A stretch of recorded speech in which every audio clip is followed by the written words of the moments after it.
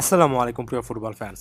এমএলএসের সাম্প্রতিক সময়ে একটা ব্যাড ফেস কাটাচ্ছিল ইন্টার মায়ামি, সেখান থেকে বের হওয়ার জন্য এই ম্যাচটা অনেকটা মাস্ট উইন সিচুয়েশন ছিল, যেখানে কলম্বাস ক্রুর বিপক্ষে তাদের ঘরের মাঠে ইন্টার মায়ামি 1-0 গোলে জয় পেয়েছে। এবং এই মুহূর্তে সবচেয়ে গুরুত্বপূর্ণ যে ব্যাপারটা, 3টা পয়েন্ট তারা অর্জন করতে পেরেছে এবং এমএলএসের নিজেদের কনফারেন্সে পয়েন্ট টেবিলে সম্ভবত 3 নম্বর স্থানে ইন্টার মায়ামি উঠে এসেছে। এই 3 পয়েন্টের রেজাল্টটাকে অবশ্যই পজিটিভলি নিতে হবে, বিশেষ করে অ্যাওয়ে ভেন্যুতে যেহেতু ইন্টার মায়ামি জয় পেয়েছে, এটাকে পজিটিভলি নিচ্ছি। এবং এই ম্যাচটার পরে সামনে নিজেদের ঘরের মাঠে যখনই সুযোগ আসবে আরও বেটার ফুটবল খেলতে হবে এবং ব্যবধানগুলো আরও বাড়াতে হবে, এটা একটা গিভেন, এটার কথা বলে নিলাম। তবে ওভারঅল ইন্টার মায়ামিকে এদিনও খুব একটা বেশি যে গোছানো মনে হয়েছে সেটা বলার সুযোগ নেই। যে গোলটা ইন্টার মায়ামি পেয়েছে সেটা যে অনেক বেশি করে ইন্টার মায়ামির আক্রমণাত্মক ফুটবলের একটা রেজাল্ট হিসেবে এসেছে সেটাও বলার সুযোগ নেই। তবে ওই যে মাঠের মধ্যে একজন লিওনেল মেসি, লুইস সুয়ারেজ টাইপের প্রোফাইল থাকলে বুদ্ধিদীপ্ত কিছু না কিছু তারা করতে পারবেন, সেটার একটা ফসল হিসেবে গোলটা কিন্তু এসেছে। অনেকটুকু নিচে নেমে এসে লুইস সুয়ারেজ অসাধারণ একটা ডায়াগোনাল বল রাইট ব্যাক হিসেবে ওভারল্যাপ করে উপরে উঠে আসা মার্সেলো ওয়েগান্টকে বাড়িয়েছিলেন।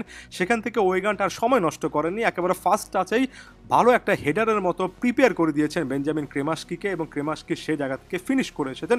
খুবই ভালো মানের একটা ফিনিশিং ডিবক্সে ঢোকে একজন মিডফিল্ডারে ছিল বেঞ্জামিন ক্রেমাস্কির পক্ষ থেকে, এবং সেটাই শেষ পর্যন্ত পরিষ্কার একটা ব্যবধান তৈরি করে দিয়েছে। যদিও পরবর্তী সময়ে একের পর এক পরীক্ষা গোলকিপার হিসেবে অস্কার উস্তারিকে দিতে হয়েছে এবং তিনি সে জায়গা থেকে আরও একবার ভালো একটা পারফরমেন্স দিয়েছেন এবং ইন্টার মায়ামিকে খেলা রেখেছেন। শেষের দিকে এসে গ্যাসডাক একেবারে সুবর্ণ একটা সুযোগ মিস করেছেন ইনজুরি টাইমে, এবং এই এক গ্যাসডাকে কিন্তু অনেকগুলো সুযোগ পাওয়ার পরে সেটা নিতে পারেননি। যদি গ্যাসডাক তার সুযোগগুলোর অর্ধেকও কাজে লাগাতে পারতেন তাহলে এই রেজাল্টটা কমপ্লিটলি কলম্বাস ক্রুর পক্ষে আসতে পারত। অর্থাৎ বারবার আক্রমণাত্মক ফুটবলে কলম্বাস কিন্তু ইন্টার মায়ামির এর ডিফেন্স লাইনটা ভেঙেছে। ইন্টার মায়ামির ডিফেন্স লাইনকে কেন্দ্র করে পুরনো সেই সমস্যা, পুরনো সেই শঙ্কার জায়গা আরও একবার কিন্তু থাকলো। তবে একটা জিনিস পজিটিভলি যেটা মিডফিল্ডে দেখা যায় সেটা হচ্ছে, যখনই তাদের আইয়েন দেয় কিংবা বেঞ্জামিন ক্রেমাস্কির মতো প্লেয়ারে মিডফিল্ডে থাকেন, তারা অন্তত ডি বক্সে কিংবা ওয়াইড স্পেসগুলোতে রানগুলো মেক করতে পারেন। মেসি এবং লুইস সুয়ারেজ অনেকটুকু নিচে নেমে এসে খেলে তখন কিছুটা হলো প্লে মেকিং করতে পারেন, অর্থাৎ ফাইনাল থার্ড কিছুটা হলে তখন আসলেই স্পিডি বলে মনে হয়। না হলে যথেষ্ট গতির যে সমস্যা রয়েছে সেটা স্পষ্টত ইন্টার মায়ামির খেলা দেখলে বোঝা যায়। সার্জিও বুস্কেটস এবং বিশেষ করে ইয়ানিক ব্রাইট একটা ভালো ম্যাচ কাটিয়েছেন, তবে তারা মিডফিল্ডের ডিফেন্সিভ যে ডিউটিগুলো পালন করেন, এবং যেমন ধরেন ইয়ানিক ব্রাইটকে যে ফিজিক্যাল ফুটবলটা খেলতে হয়, এরপরে আসলে মিডফিল্ড থেকে থ্রু পাস আসবে, অনেকগুলো চান্স ক্রিয়েশন আসবে, এটা খুব একটা বেশি আশা করা যায় না। একের পর এক সাবস্টিটিউশন শেষ পর্যন্ত হাবিয়ার মাসচারোনো করতে বাধ্য হয়েছেন। এটার পেছনে কারণও একটা, ওই যে বললাম, কোনো একজন দুজন প্লেয়ার লিওনেল মেসি ছাড়া বাকিদের উপর এত বেশি নির্ভরতা করা যায় না যে পুরো 90 মিনিট জুড়ে আপনি তাদেরকে রাখবেন, তারা কখনো না কখনো কিছু না কিছু করে ফেলতে পারবেন। লিওনেল মেসি ডিবক্সের মধ্যে জটলার মধ্যে একাধিক বল পেয়েছেন হাফ চান্সের মতো, সেগুলো সেভাবে কাজে লাগাতে পারেননি, কিংবা বলা উচিত অনেকগুলো প্লেয়ারের মাঝখানে রীতিমতো স্যান্ডউইচ হয়ে গিয়েছিলেন। তবে লিওনেল মেসি আরও একটা ভালো ম্যাচে কাটিয়েছেন আমার কাছে মনে হয়।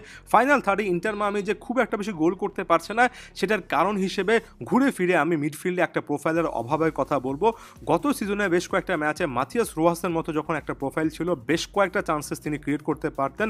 যখন ডিয়েগো গোমেজের মতো একটা প্রোফাইল ছিল, তিনি ডিবক্সের মধ্যে এতটাই ভালো প্রেজেন্স রাখতে পারতেন যে অফেন্সিভ ফুটবলে ডিয়েগো গোমেজের অভাবটা আমি প্রায় প্রত্যেকটা ম্যাচেই বুঝছি।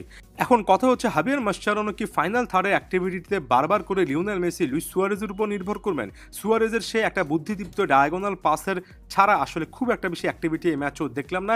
যদি অতিরিক্ত মেসি নির্ভরতা হাবিয়ার মাসচারোনো না কাটাতে পারেন তাহলে সিজন যত গভীর হবে, লিও মেসির যেহেতু ফিটনেস সংক্রান্ত কিছু না কিছু কনসার্ন থাকে এবং সেটা ফিরে ফিরে আসে, ইন্টার মায়ামির জন্য এটা সবচেয়ে চিন্তার কারণ হবে। সামনে ভ্যানকুভারের বিপক্ষে কনকাকাফ চ্যাম্পিয়ন্স কাপের সেমিফাইনালের ফার্স্ট লেগ আছে, যেটা ভ্যানকুভারের ঘরের মাঠ অর্থাৎ কানাডাতে গিয়ে ইন্টার মায়ামিকে খেলতে হবে। খুবই ক্রুশাল একটা ম্যাচ। এই ম্যাচে আরও স্পষ্টত বুঝবেন আসলে ইন্টার মায়ামির ওভারঅল কী অবস্থা। ধন্যবাদ সবাইকে।